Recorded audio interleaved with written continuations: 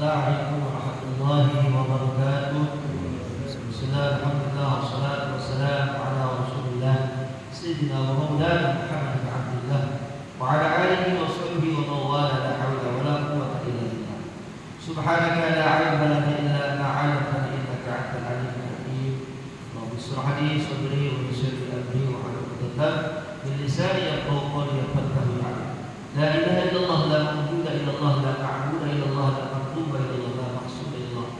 Bismillahirrahmanirrahim. La haula wa la quwwata illa billah. Kalam qadim la yunal isma'uhu tanajjaha al-qawl bi'ayati.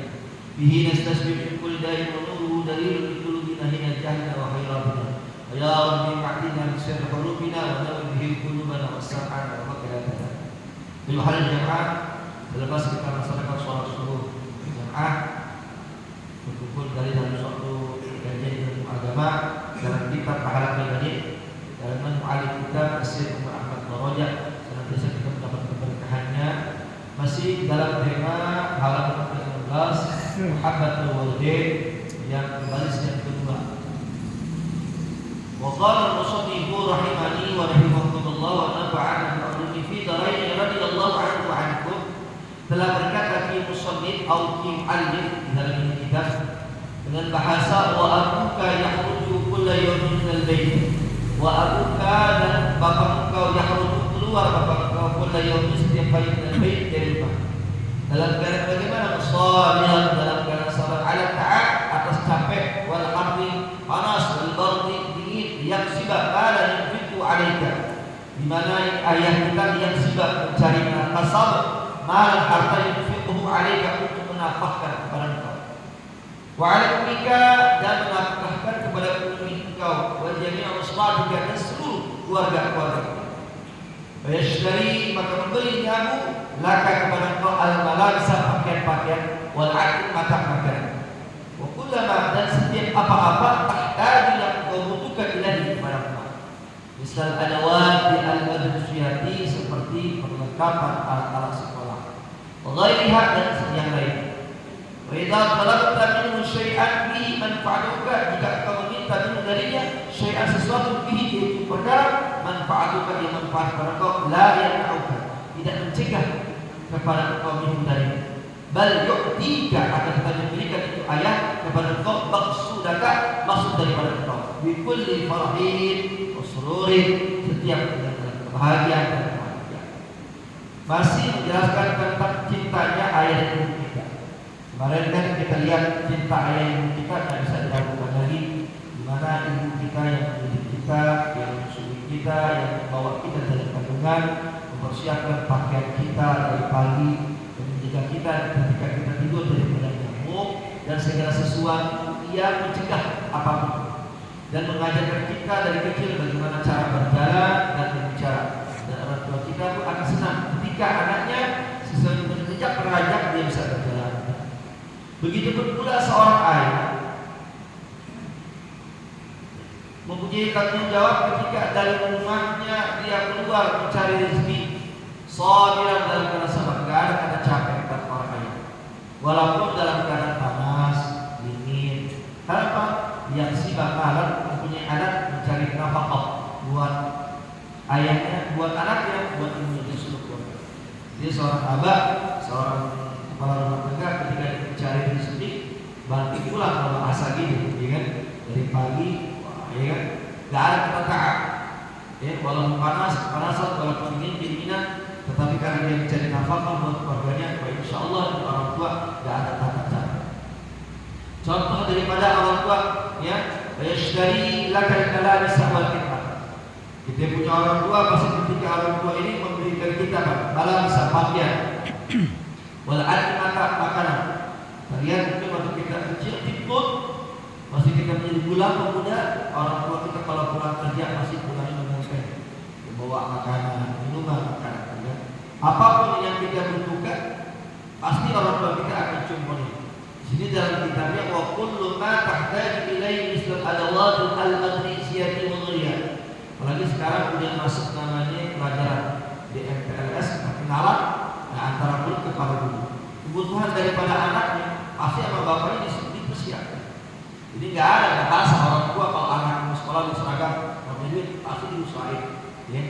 Ada anak minta sepatu, walaupun belum ada pasti orang tua yang usahain. Makanya alhamdulillah, ya bahasanya di sini adalah orang tua yang taat.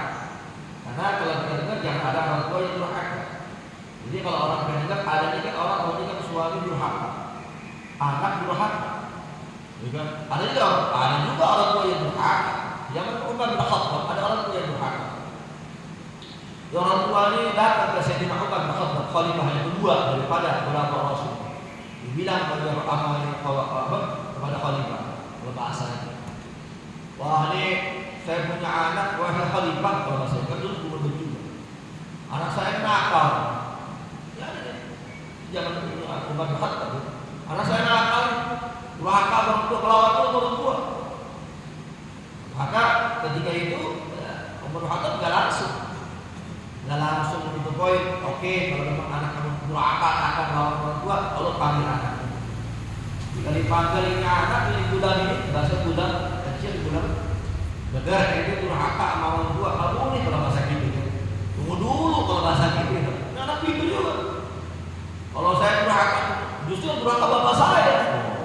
Bapak saya, kenapa? 3. Saya bisa melawan orang tua karena bapak saya juga durhaka juga sama saya.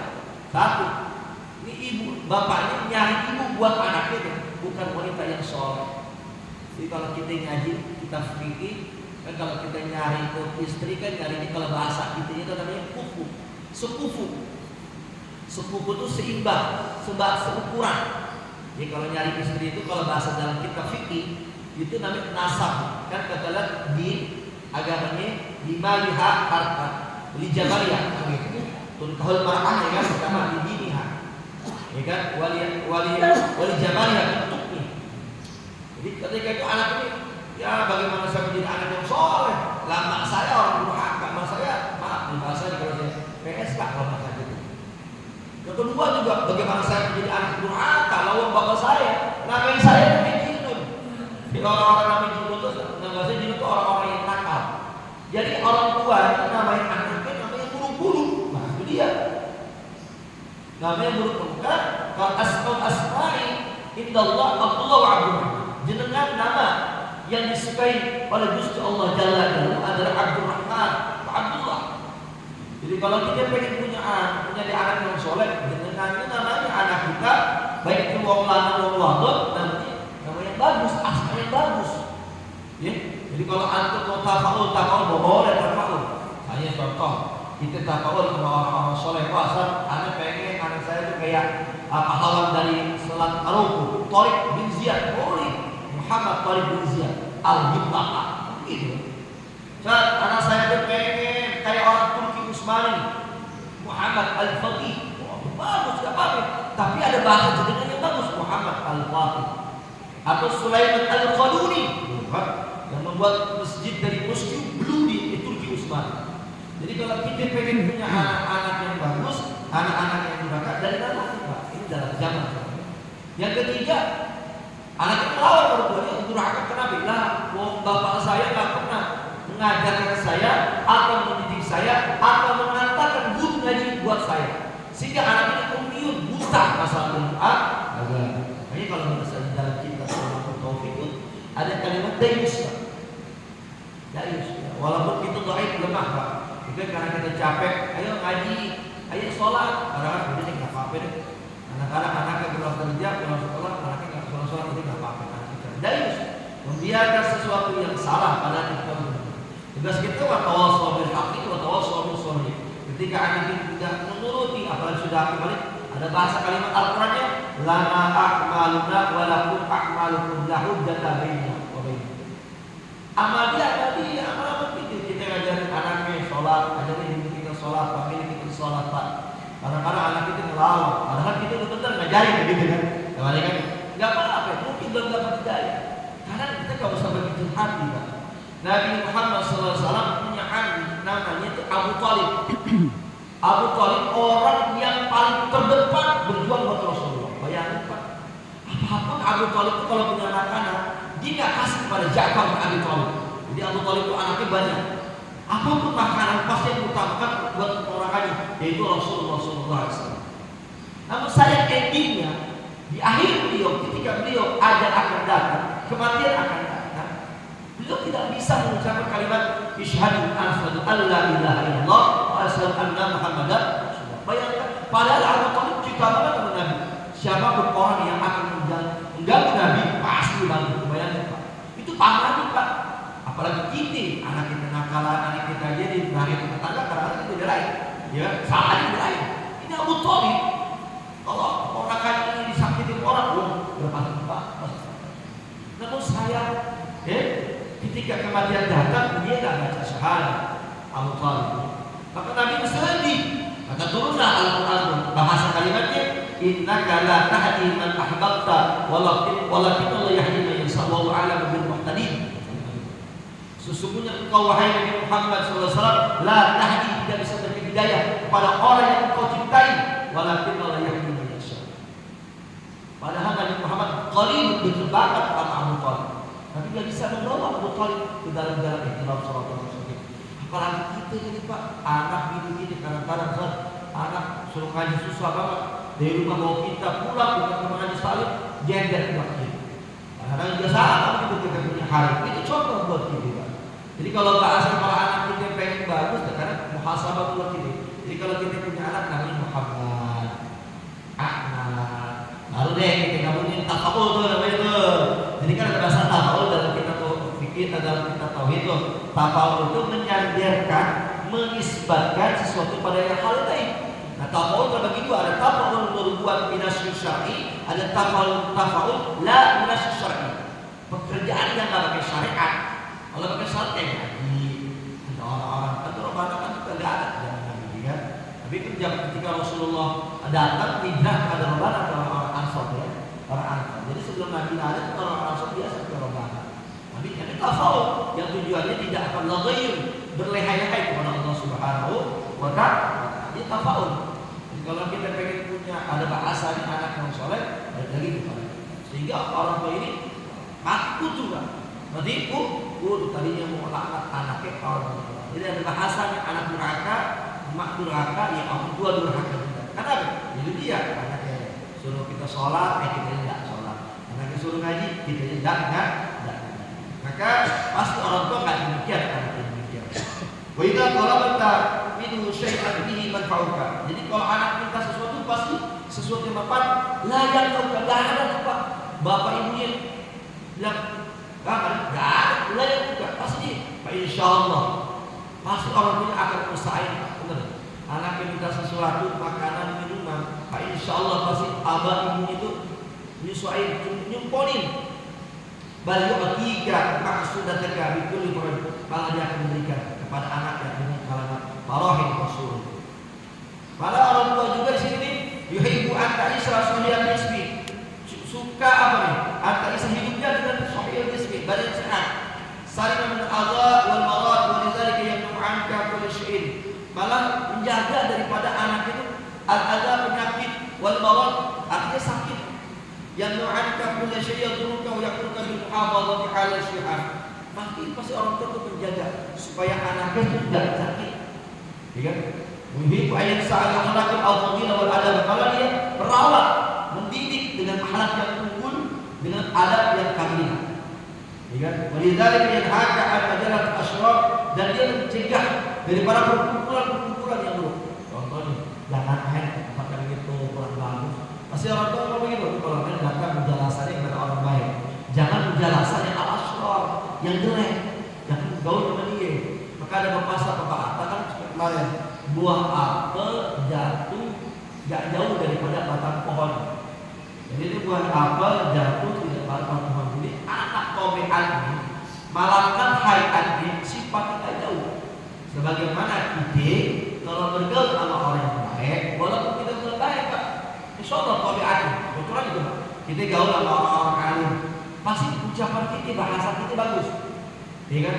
Ya, coba kalau kita bergaul sama orang yang ajak gadul, yang kayak kondangan apa bahasanya, kayak di pasar yang kurang pasar itu, arti kurang bagus kan Pak kalimatnya. Mungkin tutur katanya bahasanya kurang hasan. Walaupun kita punya genetik yang bagus, genetik yang baik. Berikutnya wajib antakuna mustaqbalika lalu dengan kabilan ini. Maka seorang bapak itu maka dia wajib akan membentuk bagaimana anaknya mustaqbalika wal rujulan dan kabilan ini. Oh, dia panggil. Kalau bisa ajaran dipanggil. Abuya dipanggil. Abuya ajaran tolong diajarin saya. Maka zaman waktu itu ada zaman dinasti Abbasiyah, ada khalifah namanya Khalifah Harun al-Rasyid, dia punya namanya Harun al-Makmum, ya, khalifah yang berikutnya. Ketika di pesantren di dinasti Abbasiyah di Irak dan di ayahnya itu seorang raja, ayahnya seorang raja. Maka dia menetapkan anaknya kepada seorang guru. Yang mana guru ini titik arah saya, didik anak saya. Yang mana didiknya jangan terlihat dia seorang anak raja.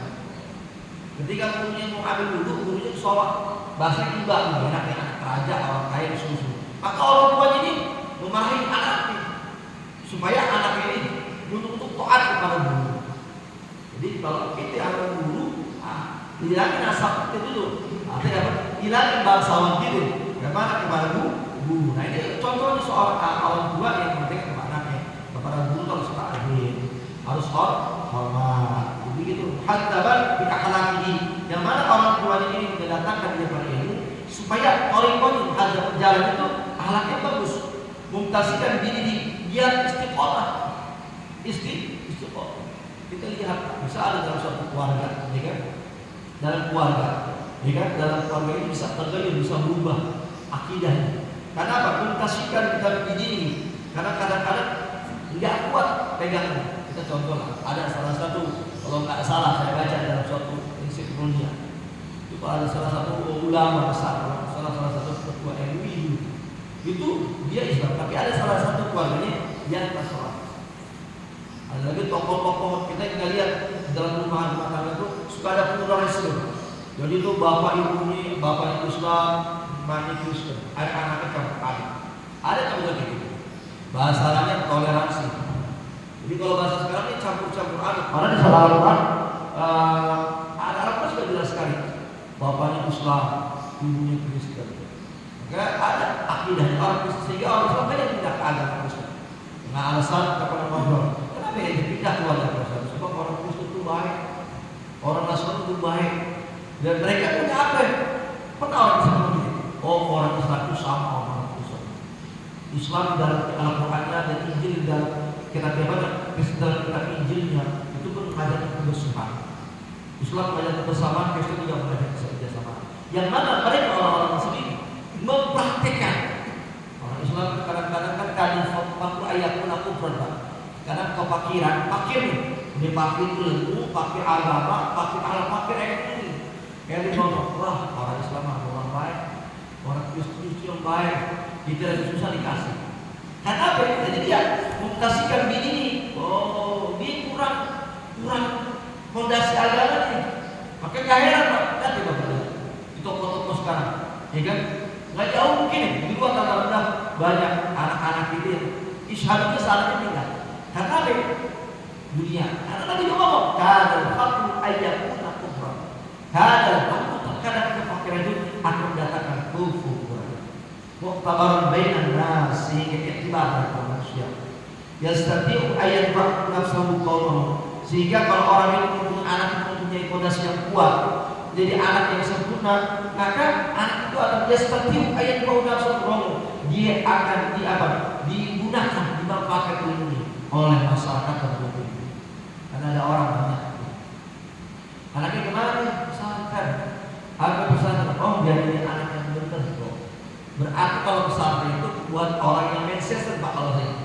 Jadi kalau pesantren itu Manchester, ya kan pesantren Manchester mahasiswa. Padahal salah. Ketika anak kita cerdas, kita datangkan anak kita ke majelis taklim pesantren. Jadi suka ada orang yang Manchester beda. Kalau anak kita nakal banget oleh pesantren. Dan kadang-kadang itu dia yang nakal itu datang ke pesantren bisa membawa yang baik dari nakal. Justru yang pintar yang cerdas, ya kan? Dia sekolah, namun tidak ada dasar ilmu agama nih. Padahal Pak, Masya Allah, dari dinasti Umayyah, dari dinasti Abbasiyah, dari dinasti Turki Utsmani, Muhammad sampai Fatimah, sampai Salahuddin Al-Ayyubi, itu tokoh-tokoh dulu semua mereka di samping seorang ahli tentara, ahli perjuangan, mereka ahli agama, hafal Quran, hafal kitab hadis. Jadi sayang kalau tidak anak kita di sekolah, mungkin kalau bahasa kita di pemerintahan namanya jangan jadi nama STPDN, tapi nggak ada basic ilmu agama. Sayang. Makanya Muhammad Al-Afati, ya, dia bisa menaklukkan Konstantinopel. Kenapa dia? Karena dia membaca hadis. Dia tidak guru, dia bilang dalam hadisnya, nanti ada di akhir zaman, orang yang akan menaklukkan Konstantinopel. Bayangkan dalam usia yang 20 tahunan Pak, seorang Muhammad Al-Fatih, kalau bahasa Sultan Mehmed II. Jadi kalau bahasa dalam kita kayak ada bahasa Turki itu Sultan Mehmed II. Kalau Muhammad Al-Fatih, dia bisa semangat. Tapi kenapa gurunya bilang di dalam kitab dalam museum nanti ada seorang pemuda yang rojulan keadilan yang bisa menaklukkan Konstantinopel. Sebab kalau secara matematik dan teoretik itu Konstantinopel biar dari Bizantium besar banget. Dibuat pakai apa pun susah. Maka dengan ilmu, dengan ilmu nih, dengan akhlak, ini Sultan Mehmed II atau dia bisa melakukan dengan meriam. Maka benteng Bizantium Konstantinopel dan Romawi Timur itu bisa hancur dengan izin Allah Subhanahu wa Ta'ala. Kenapa? Dia punya ilmu, sehingga dengan ilmu itu ayat nafsu wa qaul dimanfaat buat dirinya dan buat kaum. Dengan ilmu itu bayangkan Pak, orang Nasrani pada saat itu bilang wah dibantai umat Islam pasti. Karena ada kalah orang-orang Nasrani yang orang Islam. Tapi ketika itu datang Sultan Al-Fatih ke dalam gereja, gereja Hagia Sophia, karena mereka kumpul di situ, beliau tidak pernah menyakiti satu tawanan-tawanan. Padahal dia bisa aja membunuh tuh tawanan-tawanan. Sehingga membuat hati orang-orang Nasrani bisa dakhala jannah. Masuk dakhala Islam, kepada Islam, ya. Walidzalika dakhala kama qasata. Anfaqa ala ta'limika. Bagaimana caranya Ustaz supaya anak kita menjadi orang yang bermanfaat, punya ilmu yang kuat? Dan di sini adkhala al-madrasah.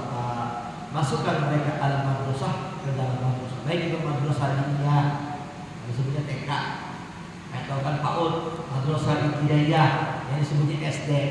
Madrasah Sanawiyah yang disebutnya SMP, ada madrasah aliyah, madrasah SMA, atau ma'hal adalah kuliah Pak. Jadi kalimat SD, SMP dalam bahasa Arab tidak ada. Diniyah, Sanawiyah, aliyah, ma'hal. Jadi tidak ada titel-titel. Dulu ada. Tapi kalau bahasa pada Mesir itu, kan titel yang paling besar adalah ustaz. Ya, di Mesir itu kalau saya baca bukunya itu, ya, ustaz itu adalah profesor. Kalau ditanya kita di Indonesia, ustaz itu bisa mimpin tahlil, ustaz.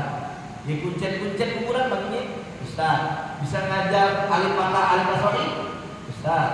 Bisa baca tahlil, ustaz. Bisa baca logik, ustaz. Tapi kalau di Mesir itu al ustaz dimakna profesor. Berarti profesor paling bisa apa? S3 kan? S3. Maka beruntuklah kita yang tinggal di Indonesia yang masuk ke madrasah, sehingga dia akan berbentuk. Dan juga wa'anfaq ala ta'limika. Pak, kalau anak kita pengen bisa ta'lim, wa'anfaq ala ta'limika. Ya, kasih infak. Sebab dalam kitab ta'lim itu ada 6 syarat itu. Kalau bapak pengen anak itu punya agama, ada 6 syaratnya. Yang menjadi zakatin, wahirsyid, terus dibarin, wabunullah. Jadi kalau anak kita belajar misalnya ini ada modalnya, beli tikar, beli pulpen, beli pulpen, di apapun. Jadi tidak ada pesantren tarik satu yang gratis. Nah, akhirnya anaknya gratis ini free. Ya udah belajarnya kurang semangat, dia gratis aja kadang-kadang tidak semangat. Oke, ada wabunullah sehingga dia mikir, kan orang tua kasih duit sama kita biaya tiap bulan, ya kan, kasih biaya kepada gurunya. Kita beli makanan, ya kan? Sehingga ada semangat buat anak. Ketika anak ini mau dia keluar, nggak betah di pesantren, dia akan punya pula sendiri. Kalau saya pesantren, saya belajar, tiba-tiba saya kabur dari pesantren, maka dia akan yang nunggu saya bukan saya doang, yang nunggu saya bukan bapak saya doang, satu kampung akan menunggu saya dan berharap menunggu saya. Maka seorang santri itu, ketika dia pesantren, ketika dia benar-benar belajar, maka dia akan kabur dari medan perjuangan. Falaulah nafara min kulli firqatin ta'ifatun yattaqun. Yang disebut orang yang keluar dari medan peperangan, orang yang kabur daripada medan ilmu agama. Kita ngaji nih, nggak bisa. Kita sekolah nggak bisa, kita pesantren nggak betah. Sehingga dia semangat. Loh, kalau saya kabur satu kampung, ilmu saya bermanfaat. Maka dia ada semangat gila.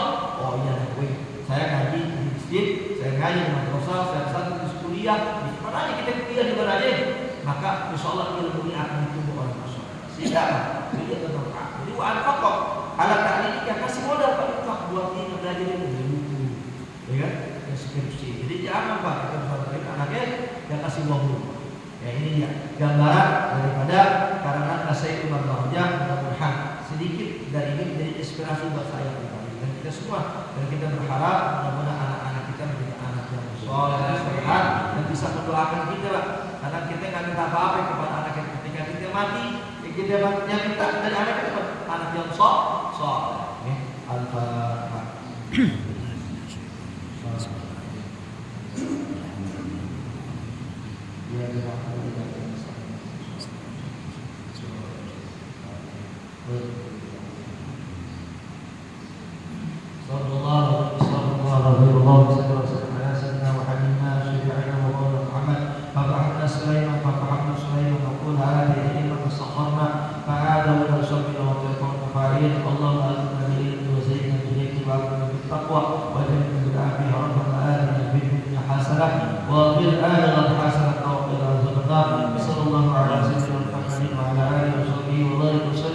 والحمد لله رب العالمين.